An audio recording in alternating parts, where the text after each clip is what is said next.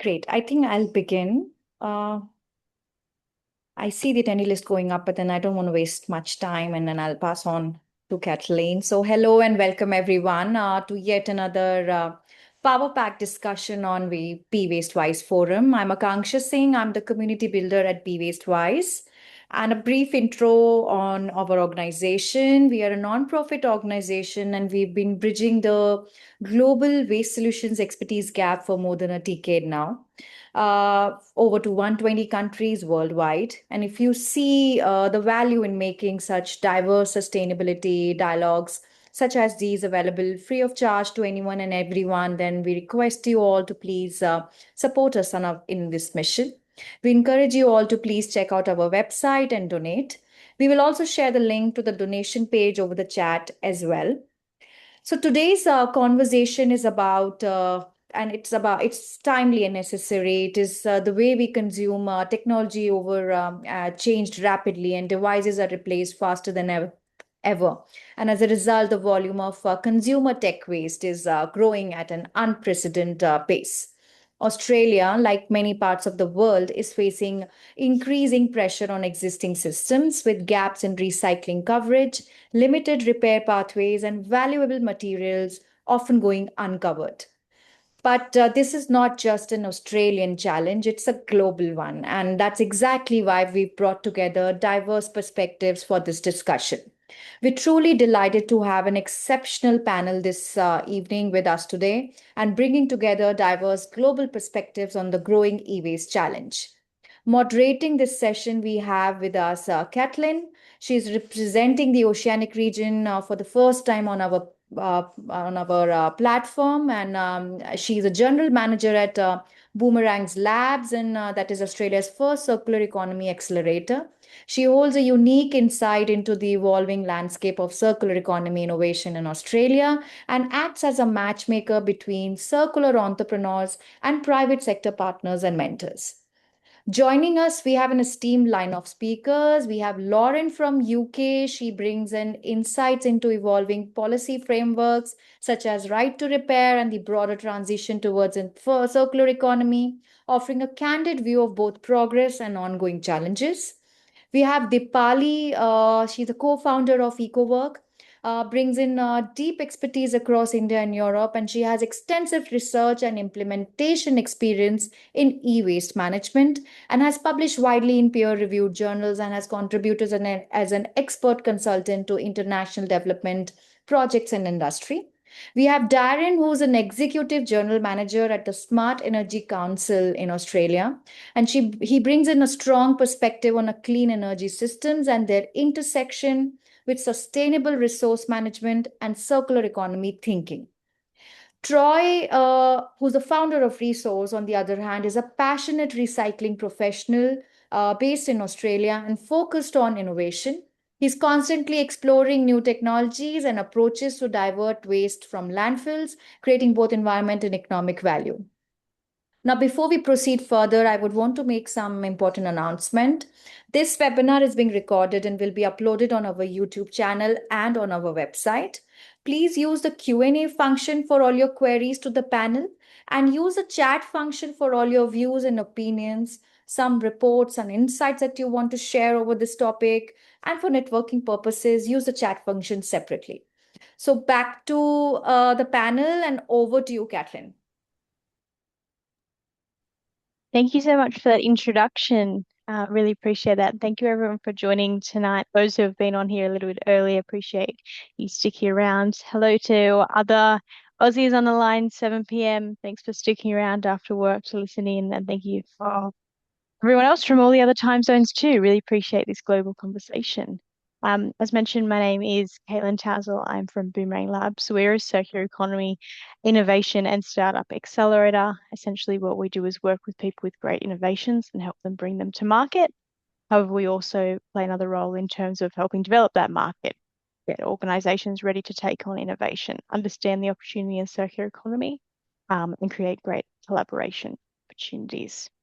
So, as mentioned today, we are really focusing on e-waste. There is a focus on Australia, given that that's where I'm from and that's where Darren and Troy are from as well. However, we are looking at a number of markets today through Lauren and Dipali's experiences as well. So, this is really, hopefully, a really comprehensive conversation of a few different perspectives. However, by no means is this looking at every option or every best practice in e-waste. E-waste is one of the fastest growing solid waste streams in the world. In 2022, we were generating 62 million tonnes, and I'm sure many people on this call will give me more updated stats than that and much higher numbers than that, unfortunately. Looking at, I'm sure every single person, the fact that you're on this call using future e-waste means that you understand that this is a continuously growing market with so many different opportunities. So e-waste being a huge issue, not just because of the waste and the unfortunate misuse of resources, but the hazardous materials and the critical minerals that are also going to waste. It represents health, environmental, economic, and social issues. So we need to do better in terms of handling the bad aspects of e-waste and capturing and commercializing the good parts too, as there are so many opportunities for them. Today, we are going to discuss 4 different approaches, different types of organizations, different types of solutions. So please, would love to hear from people in the chat, as has already been mentioned. Introduce yourself, add comments and other suggestions. I've had some great chats this week from Michael Buchanan, who's already in the chat, which is great to see you online. I'll be sharing some of the insights he's sent with me to me this week, as well, as we'd love to explore many options beyond what we have time to discuss in 1 hour today. We will be discussing opportunities, strengths, weaknesses, and gaps to be filled in addressing e-waste. As I mentioned, 62 million in 2022 alone, so we don't need one silver bullet solution. We need lots of solutions and lots of different types of responses. We'll be discussing various levels of circularity. Recycling comes to mind. That seems like the first option for many people, and it is incredibly important for us. However, we are also focusing on those higher order circularity pieces like redesign, repair, refurbishment, and so forth. Stewardship, extended producer responsibility, etc., etc. I'm not going to take up all the time listing the things that we're going to talk about. As mentioned, please share your questions, share your comments in the chat. There's actually a Q&A because this is set up as a proper webinar, which is great. And I will be getting to those with making sure that there's plenty of time for your questions as well as the ones that I'm very eager to ask of our panelists as well. So without further ado, I'd love to pass to Troy from Resource to kick off the presentations. Thanks, Troy. Yeah, thanks, Caitlin. So I am going to hopefully share my slides. Let's see how we go here. Not a good start. I've already lost them. There we go. All right. I'm hoping that's viewable now. Hang on. Can you see that? Everyone see that, hopefully? So quick introduction. So my name's Troy. I'm 3rd generation in the recycling industry. Having literally my grandpa back in the 1950s do cable recycling. He was the first cable recycler in Victoria. So it's all I've grown up with. It's all I've ever known, and it's really all I've ever been passionate about. I've I guess had a lifelong goal of starting my own recycling business, and I was able to achieve that in 2016 when started Resource initially with the idea to convert alkaline batteries into fertilizer. That took me about 3 years to try and figure out a mechanical solution to that, and that was sort of the foundation of the business. I always knew that was quite small scale, and the far bigger challenge was e-waste more broadly. We went about installing or building out our current facility starting in 2022. It's currently the largest e-waste recycling facility in the Southern Hemisphere, and we're able to process around about 20,000 tonne a year on a single shift. We have some other aspects of the businesses that I've involved in. So ITAD is a recent part of our company where we look at obviously reuse. My initial sense was that there was lots of companies solving or working to solve the reuse and refurbishment problem here in Australia anyway. But there was very little being done around what happens when it does eventually reach end of life, which at some point everything does. And what we'd traditionally seen here was it was exported to third world countries, most commonly Malaysia, but particularly Indonesia, Thailand, Vietnam. And it just wasn't something that sat well with me and was something I wanted to solve. As we went through that journey, I procured a lot of equipment, wasn't necessarily happy with the offerings. And so I actually have another company called GreenQuip where we design and sell recycling solutions for other companies. I believe that my business will only be part of the solution. I don't intend on taking over the world, but if I can develop a model that can then be sold to other companies that see profitability in this space, which has been very challenging in Australia in particular, and I'll touch on that in a little bit. And then the third company I founded is PV Industries. So that's a solar panel recycling startup. We design, engineered, and patented equipment here in Australia to deframe and deglass solar panels. So we're capable of recycling up to about 90% of a panel, and it's something that we continue to work on.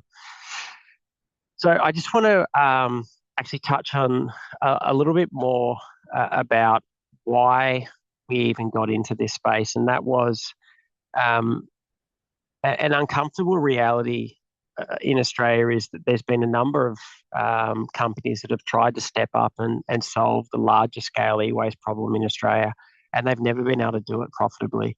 And in fact, we continue to see companies that have tried to develop at-scale solutions to recycle onshore going into administration. The most recent one just was November last year, even after raising $130 million. So it's a huge problem to get the economics to work in Australia. Our labour costs are extreme.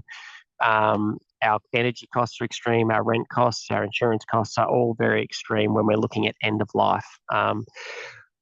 We wanted to try and figure out a way in which that could be done economically, and we are still on that journey. And to be honest, we've been operating now for almost 10 years with virtually no profitability.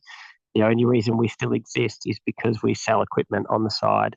It's a huge problem, and it's so much easier to just simply export to Malaysia where you can get paid, and very little people care about the actual outcomes.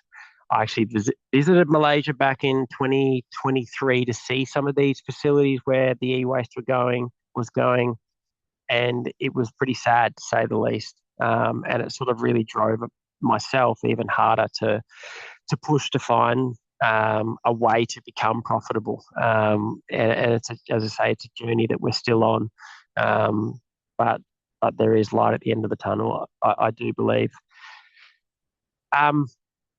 I'm going to leave that slide and I'm going to sort of just skip over to something which is actually contrary to an e-waste recycling business. And that is, I would love to see products in the market for longer. You look back even at basic things, washing machines, toasters, dryers. People always talk about how, grandma's toaster still works, and you've got washing machines that were lasting 20, 30 years, whereas today it feels like it's actually, we see a lot more design for failure than we do for longevity. We work with the world's largest power tool manufacturer. I'm never allowed to say their brand, and they probably hate me doing this, so I'll probably lose them as a customer one day. But they have multiple brands, and those brands are at different quality settings, and they come with different warranty settings. And so this concept I have of extending warranty, it's a very basic one, but it's one that comes from experience with this particular brand, which, as I say, they are by far the world's largest power tool manufacturer. And what I learned was that they simply design their higher end products to be repaired. So it's not just about how long they design those products to last, but when they do fail, they design them so that they can be repaired, and they consider about the cost of labour in a country like Australia, and that they must make it easy to repair these devices, because otherwise it's not going to be economical. They're not going to survive financially if they don't do that. So it's a very crude mechanism, and my staff have put together a whole bunch of information here, which I'm not going to read through. But basically, I look at it as, if you force an organisation to consider the entire life cycle of the product that they put onto the marketplace through one basic mechanism, being you must support that product all the way through a 5-year journey. And I've just picked 5 years because of this one manufacturer who has their longest warranty is 5 years. And that was the number that they picked, that they realized they have to support the product. They have to make it repairable. They have to actually repair it. They can't just scrap it. And that's what we see with a lot of their other products, where the vast majority of what comes to us and we are legally required under contract to destroy, they're actually perfectly fine. And I hate it. It really upsets me that's where we've got to as a business, where we have to accept that we do that. So given that we can't control that, we're at the end of the line. I do believe that there is a place to talk about minimum warranties, and they can complement some of the many other mechanisms that have been discussed globally, like right to repair. And it's something that I guess I would love to see one day come to the marketplace. I've covered a lot there. I'm probably going to take a breath and then pass on to the next person. Thanks so much, Troy. Earned that breather. That's great. A really good start. Also, I think leads in well to Darren, who is going to jump in next with another Australian perspective. Thanks, Darren. No problems. I actually love listening to Troy talk, so I was in deep thought, but I want to talk about that warranty thing at the end of my presentation, Troy, because I have another perspective, a bit more controversial. So good morning, good afternoon, I should say, everyone, or good evening or morning, wherever you are. I have a different perspective in this. I can't stand using the word waste when it comes to end of life, decommissioned, or point of disposal products, because I think it's misleading.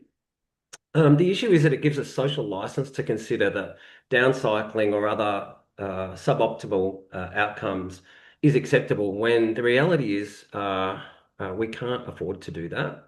It's my view that we can't hide the fact that we're running short on critical materials, and that this is super risky, not just at an economic level, but on a civilizational one. But in my mind, whilst critical minerals limits are a threat, they're also a massive opportunity. By way of introduction, the Smart Energy Council is an independent peak body for advocacy of renewable energy. We're one of the oldest renewable energy organisations in the world, and in fact, we were started not by industry but by scientists, which is important to understand as we try to take an independent, evidence-based approach to the problems that we face. What makes us different to other industry associations is that we draw from our membership from across the whole supply chain, from recyclers to new product manufacturers to retailers and installers. And this allows us to bring an industry-wide lens to the work that we do. As Troy said, 20 kilos, that's about the amount of consumer e-waste that is generated by the average Australian, which is nearly 3 times the global average of 7 kilos. Our system was never designed to cope with that kind of volume. Australia's tried in the past to develop national solutions for these all types of waste. But there's been a general lack of commitment across every waste stream, and in particular e-waste. Our governments have relied on voluntary industry-based schemes, and those schemes essentially don't deliver the results that industry needs. And this matters, and it matters even more when you take a wide boundary lens to this problem. In fact, if we reframe the problem away from waste and to the demand side of the problem, we completely shift our priorities. And what I'm talking about is growth in demand. Population, decarbonisation, digitization, and AI-enabled robotics, these four things are currently acting together to create a perfect storm of demand. People understand that the global population is increasing, but what is not often well understood is that the consumption multiplier which plays out as a result. In simple terms, we've got more people. We've got more people being lifted out of poverty, which is fantastic, but it means that they have a higher consumptive capacity. And we've got more people at a time where there is a significant change in the nature of the products that they demand, meaning that we require more of certain classes of materials. And this is leading to a complete shift in per capita and total demand for certain products. Electrification of our transport and energy ecosystem is requiring vast amounts of metals. Global production estimates for solar PV are north of 50 billion units, and there are also wind turbines, new transmission systems, EVs, and battery energy storage systems to consider. Then there's digitization, which also is massively materials hungry. Data centers alone will consume about 500 tons of gold. But the big materials black swan is the meteoric rise of AI-enabled humanoid robotics. Current estimates that annual production will exceed 100 million units per year by 2030. These things together mean that we're talking about billions of units and many millions of tons in additional raw material requirements. The International Energy Agency has done a lot of work in trying to understand the future materials requirements across all demand sources.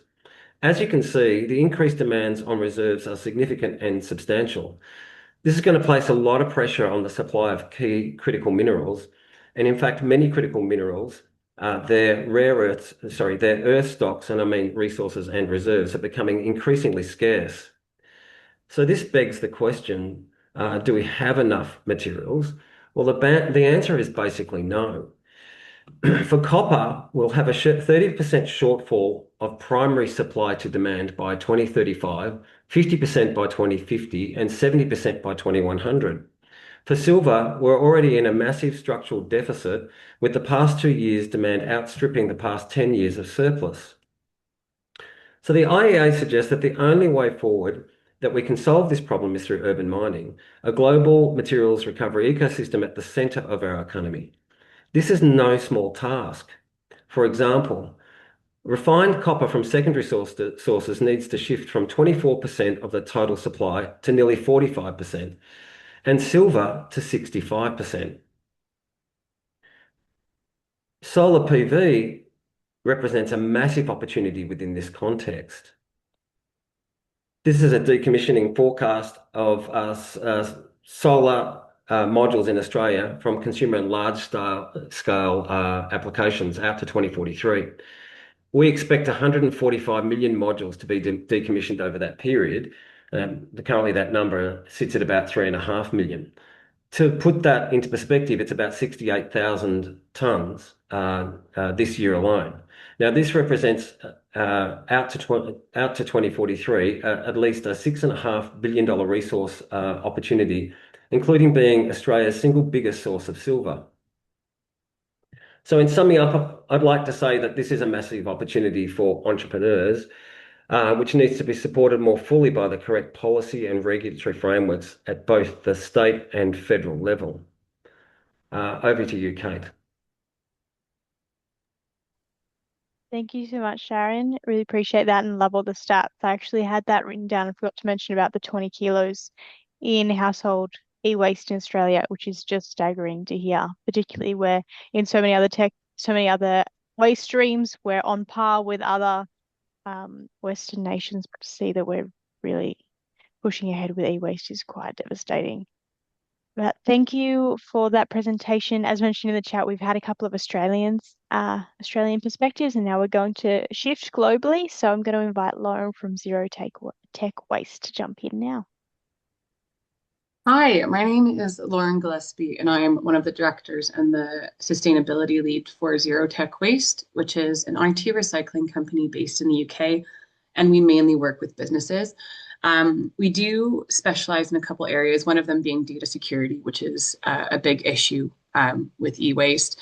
And also, we mainly focus on, or our entire business model, I should say, is based on circularity, particularly the higher order components of circularity. So everything we do, or everything that comes in, we collect for free from businesses, and everything is attempted to be refurbished and repaired as a first port of call. If that fails, we then strip any device for parts to either be reused in other repairs or to be resold if we have an influx of stock, essentially. And what this means is, like Troy said, he's saying, he said a lot of his refurbishment is where he had a lot of their income. That is actually 90% of our income is all from the sale of refurbished stock. And that is how we survive. But we also have a really high market for refurbished goods in the UK, which is, how we're surviving and thriving at this point. We were invented, or not invented, we were, the directors sort of started Zero Tech Waste because we wanted to be the most sustainable IT recycling company in the UK. To this point, there hasn't been any other companies that offer things that we do, like certificates of destruction, carbon offset documents, and even certificates for data destruction, which we also do. But we also reinvest our income into things like we're creating an AI triage program to help us identify devices, components, and easily send things to the appropriate location in our warehouse, either for refurbishment, and then eventually, if everything else fails, to material recovery. Once anything gets to the material recovery point, it's all dealt with in the UK. We have a platform that we refuse to let anything leave the UK. We believe that we should be dealing with it in our own country. In the UK in general, we have about 15 years of experience just in our board level. And we have seen in those 15 years a huge shift in what's happening in the UK. When we first started in this industry, there was almost no questions about where the equipment we took, where it was going. It was just given to us. And there wasn't even an emphasis as much on the data security. That's now quite big as well. We used to never deal with sustainability leads. It wasn't a thing. Now it is a thing. And I think that comes down to, particularly in the UK, a huge shift just in the general population of people wanting to do the right thing with their old equipment. And also policy and enforcement has been on the increase here, which means sustainability leads have a really important role in every industry. And also being eco nowadays is good marketing. So these companies being able to say, we work with Zero Tech Waste, we have a carbon offset document. It's really good for their ESGs, and that's really good for consumers buying in. They seem to be doing the right thing. Now, we've also noticed as years have gone on, the age of the equipment we're getting is getting younger and younger. So when I first started, we were dealing with an average age of equipment coming into our warehouse at 4.5 years. And today, the average age of a device coming in is 2 years. So things are getting turned over much more quickly. And there's a number of reasons for this. But at the end of the day, it's just bad news for the environment. I have a couple other things that have been sort of working really well for the UK, and it sounds like this might be different from Australia, is that the UK is one of the fastest growing markets for the sale of refurbished goods.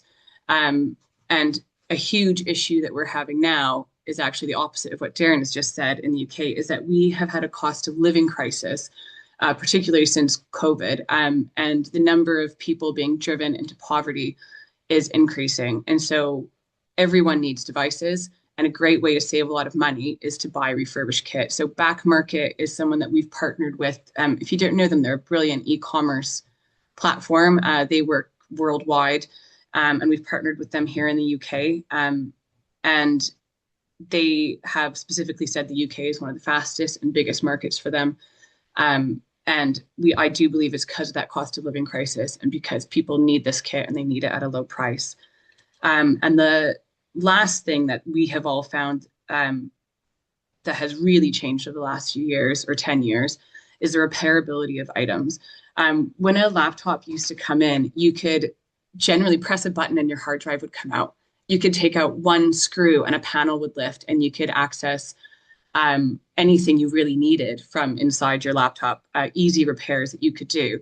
But now we get these lovely, sleek looking laptops that have plastic clips that you need specific tools to open, or you need to unscrew 20 screws just to access anything. And the screws are all different. And so you need a big repair kit. So it's not just something that someone at home can do easily. They'll have to buy these specialist equipment to do even small repairs on their computers. Glues are also our biggest pet peeve. It makes it near impossible for your average person to do any repairs on their computer without actually quite expensive equipment. And those are things that are really, really shaping the industry here in the UK. With the limits to circularity in particular, because we're business to business, that is what we mainly focus on, that we've been finding that sort of archaic ways that businesses fund their departments has really pushed the average age of tech being donated down. So for example, budgets are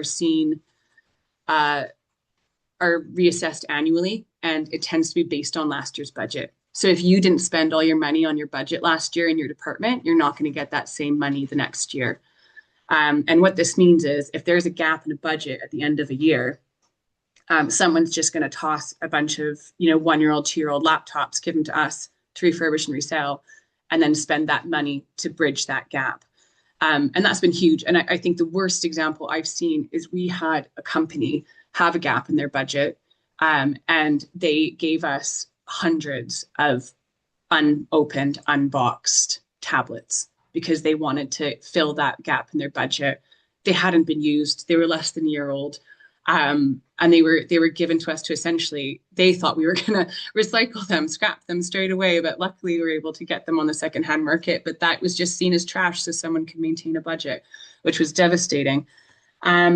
And also tax write-offs. We get a huge influx of equipment at the end of a tax year because disposals can help a business's tax. So they'll dispose of things and get buy new and get a bit of a rebate. So you can definitely work the system in that way. So throwing things out quite soon is actually beneficial in a number of cases for businesses. And there's no benefits at the moment for buying used. We've worked with the Circular Economy Task Force here in the UK, and there's been a number of suggestions, such as for consumers, getting rid of VAT or lowering VAT for refurbished tech, and having tax write-offs for businesses who buy refurbished as well. So we're trying to increase, sales of the refurbished devices. And for consumers particularly, I have a couple, these are my last 2 points, I have a couple pet peeves of my own, especially as a mom, one of them. But there's very limited drop-off points, particularly with access with public transport. And public transport, especially in big cities in the UK, as a Canadian, I think is amazing. But having to go on a tube or a bus with a box of things is difficult. But also a lot of the recycling points or drop-off points, they aren't easily accessible by public transport. And so consumers getting their things to the right place is very difficult. There's been a couple campaigns that have been funded, in part funded with the Extended Producer Responsibility Scheme, which is great. And they have done an unbelievable job. So you have consumers who are actually starting to become really well educated in how to deal with their e-waste, which has been monumental and a huge shift in the UK. And it's also generated a search engine for places where consumers can go to drop off their things. It's called Recycle Your Electricals. And it's great, but it's new and it is a starting point. And I think it's only going to get better, but there's obviously with new things, there's always hiccups along the way and ways it can improve. And the very last bit is invisible small electricals. And I say invisible because in the UK, you can get to a point with, there's a lot of things going to the right place, but things are missed. And at the backstop for us in the UK is people on conveyor belts where rubbish gets dumped. And there are people who are still by hand sorting things, just to make sure that nothing gets missed. But even to these professional, things get missed. And the invisible small electricals I'm talking about are things like light up shoes for kids. I mean, I'm the meanest mom in the world, according to my daughter, because I refuse to buy her these things. But there are electricals in these shoes. And what does a parent do when the soles are run through? They put them in the bin. And someone on a conveyor belt isn't going to, be able to easily identify that this is a light up shoe, which cable's in it. That shoe is going to get buried. And also things like there's a grocery train that recently put together like a lollipop, like a sucker, with a stick that plays music when it's being eaten by the child. And that's something that isn't noticeable in electric.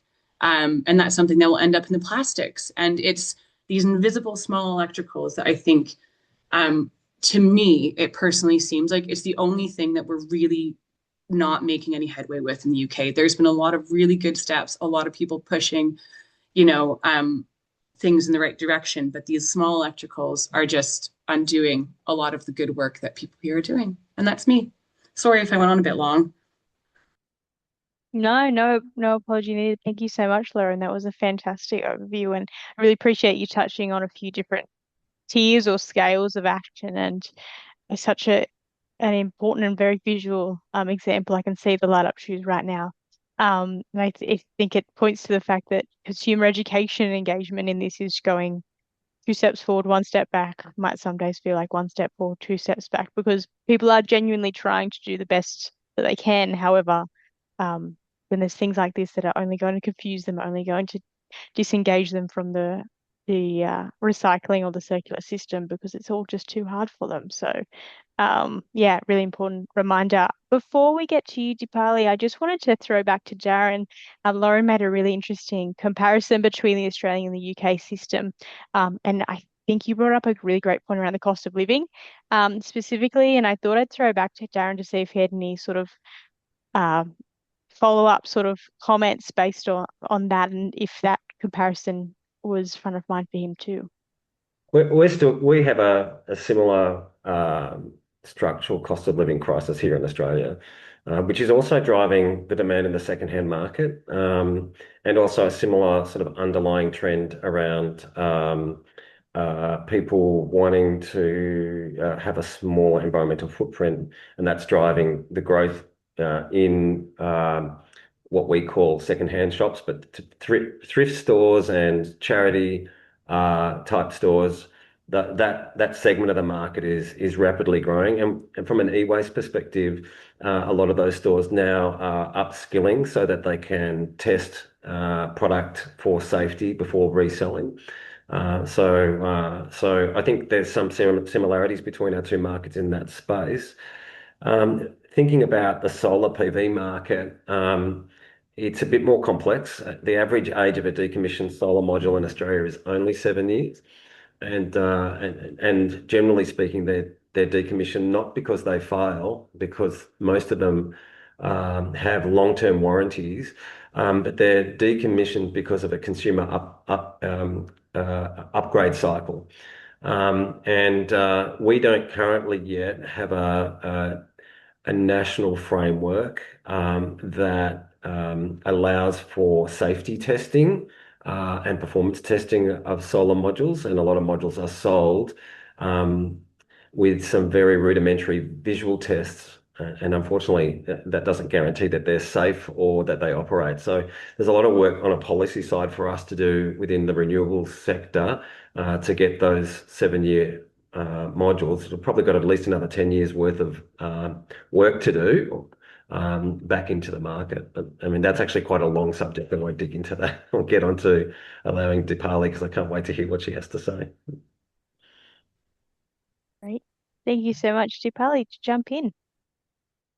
So thanks everyone for this really interesting, discussion so far. I'm going to pick up from where Lauren left off, in terms of people handling waste. And, India, as you can see in the picture, this is from Bangalore, like literally handling all these things with their bare hands. The informal sector has been doing this for the last 20, 25 years, which is, why actually you don't find e-waste going to landfill in India. But of course, it comes with its own hazards, right? So, EcoWork, very briefly, is a social enterprise. We are India's only not-for-profit, fully authorized e-waste recycler. And our idea is to build the infrastructure, skills, and material flows to make e-waste, uh, a source of just transition, socially, environmentally, and economically, as we've been seeing through the discussion so far. And we started with this, problem, which we all are familiar with, that there are environmental and social problems linked to e-waste, and this is harmful for the environment and people in many different ways.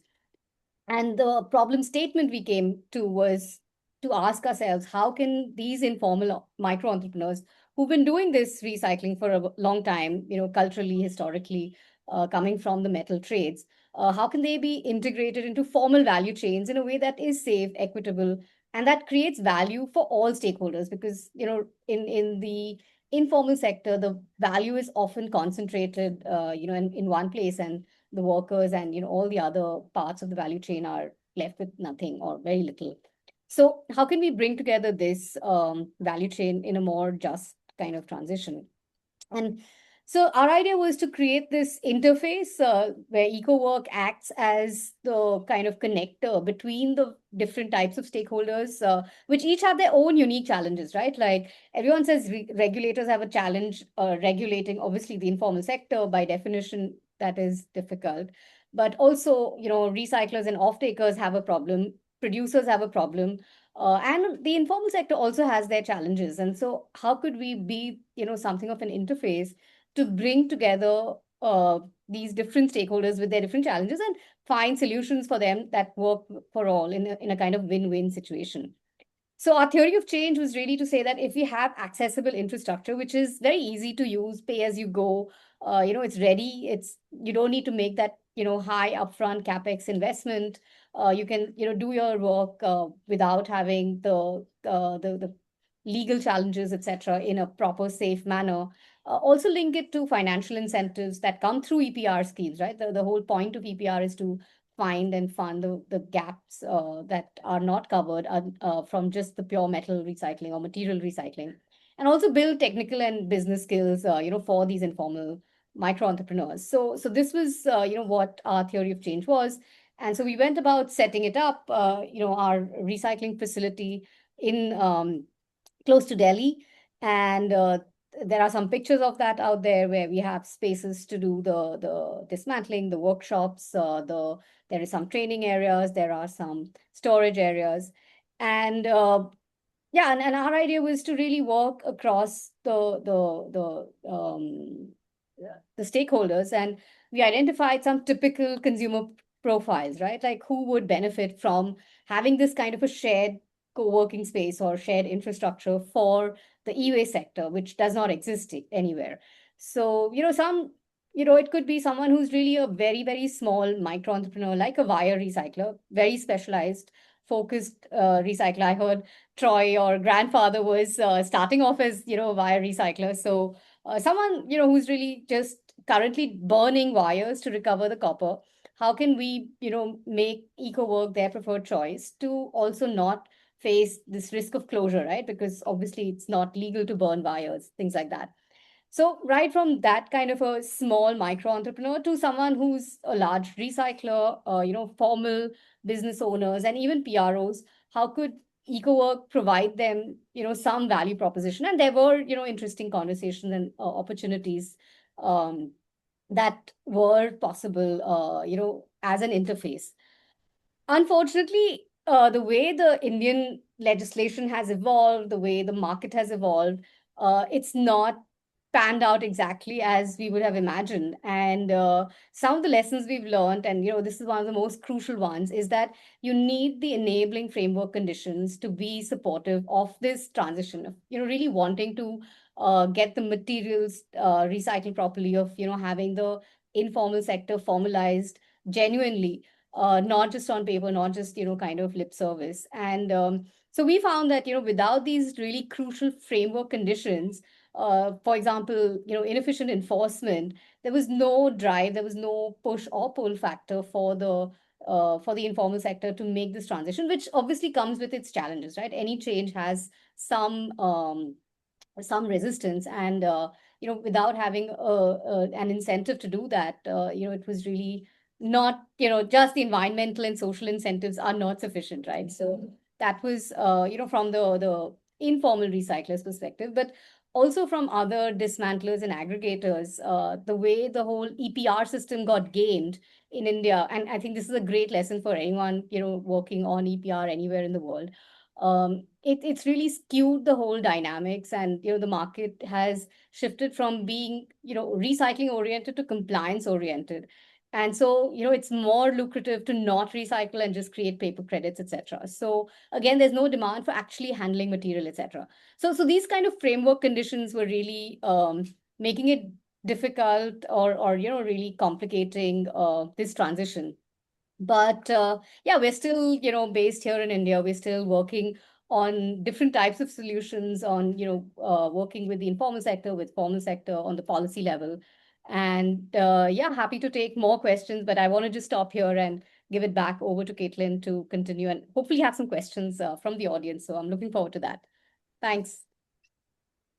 Thank you so much, Deepali. Really appreciate your insight. Such a unique approach from everyone here, and I really appreciate that micro entrepreneur support and market in India and the other markets you're in.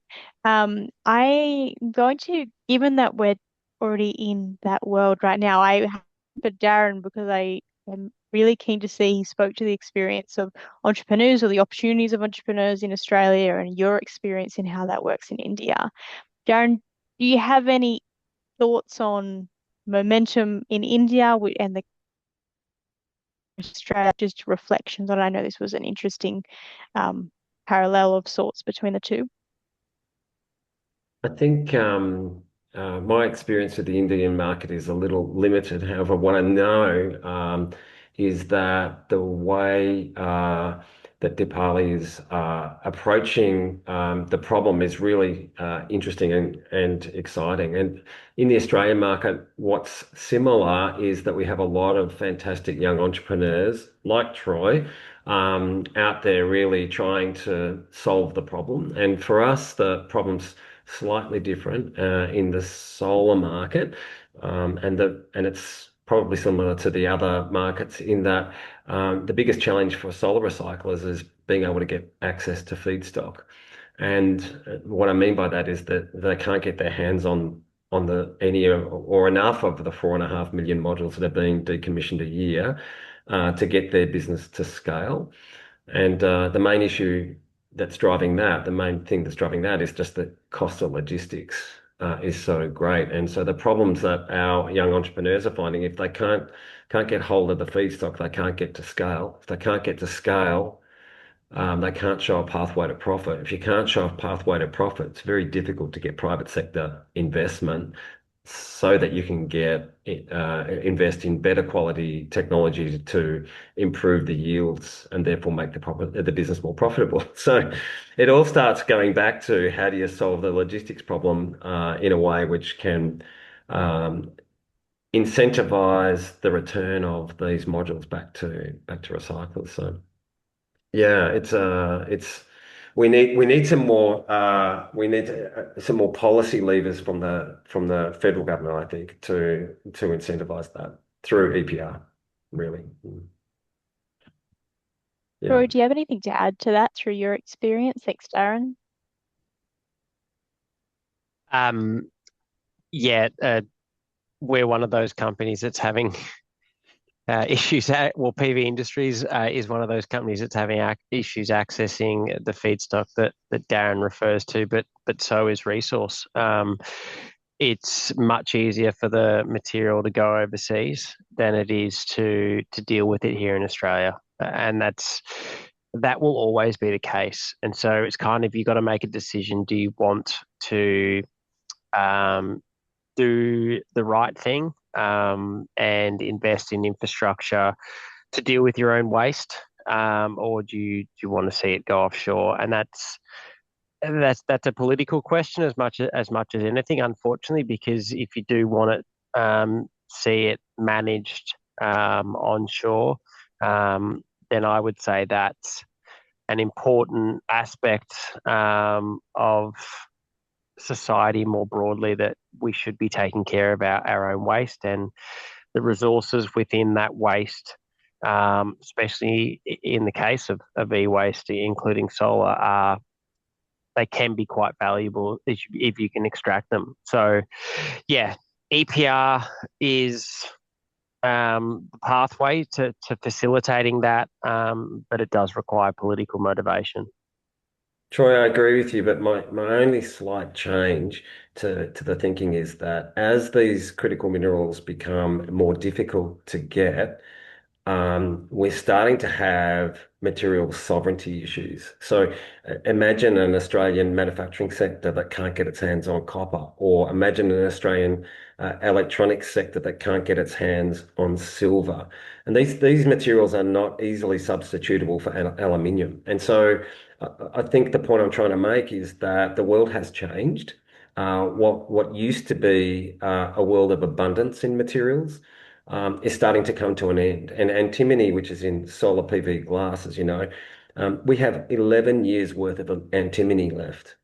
And I harp on a bit about antimony, and we don't have a good solution for that in terms of liberating that out of glass yet. But I harp on about it because it is a key material for advanced weapons making that is not in control, mostly anyway, of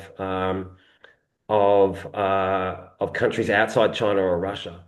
And so my point is really that this is a national material sovereignty issue, and it is an industry policy issue more than it is an environmental issue, which is how we frame it. We always frame this problem as a waste and environment problem, but going forward, the world has changed, and it's now a very different place. The world is a very different place. So I think that is the message our government is hearing, and that's why we're being fortunate. I didn't really get into this, but we're having a national solar panel recovery pilot, and really the driver for that is how can we set the industry up for success, because we know we're going to run out of these materials. I just Dipali, want do to you want add to to jump in? that, Darren, because initially the whole e-waste topic was kind of under the Ministry of Environment and Forests, and as it was like a waste issue. Recently, the conversation has shifted to Ministry of Mines, which is obviously a resource issue. Then, like the urban mine kind of point that you mentioned earlier. So I think this is Yeah. happening around the world, right? Everyone is Yeah. looking at e-waste as this amazing mine with 60 plus elements, all concentrated, all already Yeah. mined, already purified, already, sorted, segregated. So how can we make the most of it? So Yeah. fully agree on that. But Kathleen, you were about to say something, please. No, I was just going to invite you to speak. That's all. So that's fine. We were on the same page there. No problem. Yeah. I'm cautious of time where we're sitting now, and I know that we've gotten to most of the Q&A questions here. Michael's giving plenty of questions here about and being a great connector. So thank you so much, Michael. I'm midway through writing that message for all the resources you've shared with me. Other people can hear about it. But Dipali, there's a question to you of, do you have anything to do with secondhand solar power vendors in India? Have you seen much with that? I mean, in terms of contacts, I don't really have a contact, but I do know it's becoming an interesting opportunity, the whole solar panel waste. We've done some pilots already, 5, 6, 7 years ago, looking at what really is in the solar panel. How do you, deframe it? What is the content of the glass? How can you do maybe glass to glass recycling, etc. Also now with this whole repowering happening, as Darren mentioned, even if they are good panels, it's cheaper to kind of just change and put new panels. There's a lot of panels coming out for both recycling and for reuse. And there are utility scale solar plants that are decommissioning tens of thousands of panels, which are still functional. And how do we find applications for that? Could be in agriculture, could be that in rural mini grids, etc. So I mean, there is opportunity. In fact, I've been working with the Royal Academy of Engineering on this, this very topic. How can we reuse and recycle solar panels? So I'm sure there are interesting conversations to be had, Darren, with you particularly. And I think that there was someone asking a question on that, right? So if there is more information, I'm happy to share. Yeah. I think it was Michael. Yeah, with Michael. Great, thank you so much. We just have the question in the chat, in the Q&A, sorry, about Mint Innovations e-waste refinery. Now you have answered that already, Darren, in the chat. If I can see that correctly, you've spoken to them, the reverse Uh, logistics, or is that in oh, response to something else? Sorry. I answered the question about reverse logistics. Yeah, we currently run or have been running pilots in collections for solar PV, and yes, and we did use reverse logistics as part of that. I noticed in the questions there's another question about Mint Innovations e-waste refinery. I don't have any updates on that, but perhaps Troy does.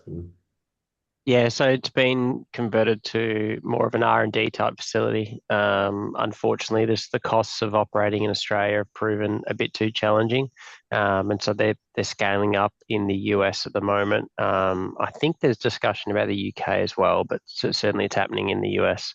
But sadly, Australia is just a little bit too expensive to hang around in.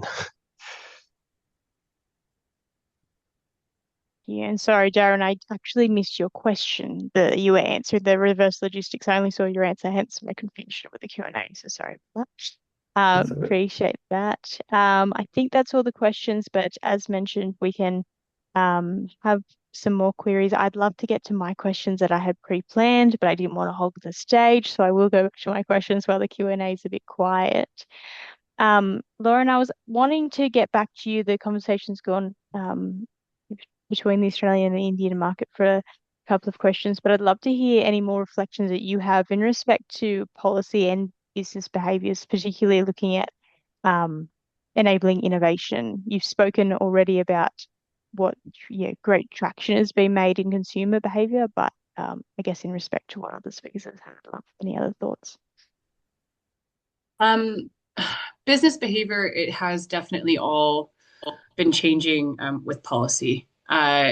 It's very much something that the policy changes, therefore the businesses follow it, and that's it. And I don't think we would have had as much traction if policy hasn't changed. And yes, we can see the positives in things like sustainability leads and like wanting to be marketed as eco, but then you get things on even like a very big example on the, I guess, data centers, for example. Businesses are wanting to make shortcuts. So servers in data centers, it used to be that servers would have a 3 to 4 year shelf life.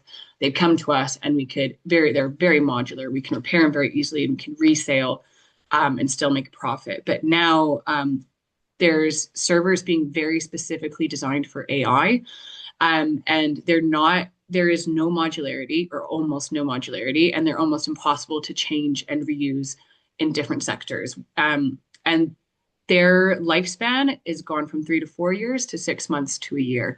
But then with the addition of not being modular as the previous servers, we can't really do anything with them. They just end up having to be taken for material recovery in most cases because you can't make any updates or you can't do anything to change it into a use that is still, sorry, I've lost my words here. You can't turn it into something that'd be useful in another industry.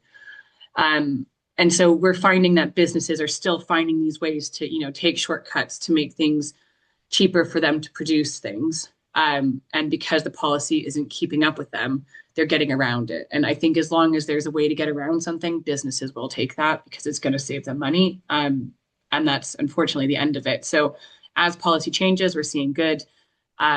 Policy takes a while. So it's difficult to keep on top of it. That's really it. Dipali, did you have anything you were going to add to that one? Sorry, I thought I saw you come off mute. No. I was just, saying that is really shocking. I mean, the amount of gold, silver, etc., that goes into a data server is crazy. And I mean, there's also the whole aspect around data sanitization and, the data security angle. So they probably don't even want it to be reused, right? They want it to be shredded and recycled and go into material recovery. So yeah. We actually see that in some businesses. Because our platform is very much on the standpoint of we are experts in data security. and we can say this is a list of things we do to ensure that all of your data is secure. We have every staff member is DBS checked, and there's all these backstops to make sure that data that comes through our center is secure. People just still don't trust it. And so we will get people coming to us and requesting that it's shredded as the first protocol, which is shocking, but it happens. Thank you. I think we've got some more questions in the chat there from Michael around people that you're chatting to. So feel free to check those out, Lauren. Some really great suggestions there. Given we're at 8:03, I know we've said we can extend it a little bit, but I would love to just do a round of final remarks. If there's anything people can take away, what would you suggest that is, or how can people support you? You're all working on important piece of work which cannot happen in isolation. So I'll go back in order of speakers. Troy, any last remarks or reflections? My main thing would be support manufacturers that design for longevity. It's easier said than done because it's generally more expensive, and probably not the right audience, because I probably reckon we're probably speaking to the converted here. But yeah, it's probably the biggest thing I would love to see. I'm not sure it will happen, but got to have some pipe dreams.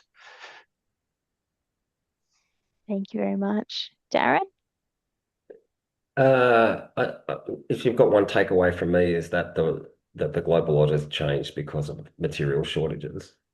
Most of the key materials that we're talking about in these e-waste products are in short supply, and increasingly short supply. So to Troy's point, I think that will be a major driver, Troy, of changes to manufacturer behaviour as people shift toward manufacturing products that last longer, because they won't be able to get access to materials to make short-term products. Thank you. Lauren? It kind of jumps off Troy's point as well. Yes, the design needs to be something that's repairable, but we also need to be pushing for manufacturers to be supporting their devices with the software long term, as well as spare parts. It needs to be repairable, and it needs to have that support long term. Thank you. And Deepali? I think I can only echo all of the above comments, but for me, what is also interesting is that there's a lot of innovation that's needed in the physical technology, kind of what Troy mentioned up front, right? Like, how do you actually extract these materials that are there in very, very tiny quantities? And also on the policy side. So you need both the technology and the policy, and they need to interact in a way that they can support each other and build off each other. And I think right now there's a little bit of a disconnect. Definitely I see it in India, but there are efforts to improve that. And I think exchanging what's happening around the world would really be, something that is a good way to push things. And yeah, that would be really a key takeaway for me. Fantastic. Thank you so much, everyone, for joining, for all four of our speakers. It's been fantastic to see each of your individual stories and experiences, and also see those similarities and differences, maybe in expected and unexpected ways. Appreciate that. Thank you, everyone, for joining. Great to see the chat being so active in the Q&A, and interesting, Ben, your comment about textiles side of circularity having the exact same problems. I believe there's a textile webinar coming up by Be Waste Wise. So that's not my job to promote that one. So I'll pass over to Akanksha to finish up the webinar. Thank you. Thank you so much to the panel today. And as we mentioned, that this session was not about comparing which region is doing better off. Instead, it was having an honest and practical conversation and understanding where systems are struggling and learning from different approaches. And We were really hoping and exploring how circular solutions like repair or reuse or better product design, as Troy mentioned, and stronger policy that Lauren highlighted and Darren mentioned. I think today's discussion gave us a lot of insight and also inspiration and practical takeaways. So thank you so much for taking time out and being part of this panel. And we are glad that all the attendees were able to use this platform. And I could see the chat section is already flooded with their comments. So we'll ensure that we pass on the pending questions if there are. I've already shared the LinkedIn profiles of the panelists. And as I mentioned, this webinar is being recorded and will be uploaded on our YouTube channel and on our website. So please stay updated about the future events and subscribe to our newsletter and follow us on social media. Thank you so much and good day to all. Thanks, everyone. Have a nice day. Bye-bye. Thank you, everyone. Thank you. Goodbye. Thank you. Bye. My son saying bye. Goodbye. Thank you, Kate. Thank you. Thank you so much. Darren, thank you so much for taking time out. I know it's a little late for you all, but really great discussion. Really. Thank you. I'll connect over to you over the email then. See you Thank you so later, much. guys. Thank you. Bye. Thank you. Bye.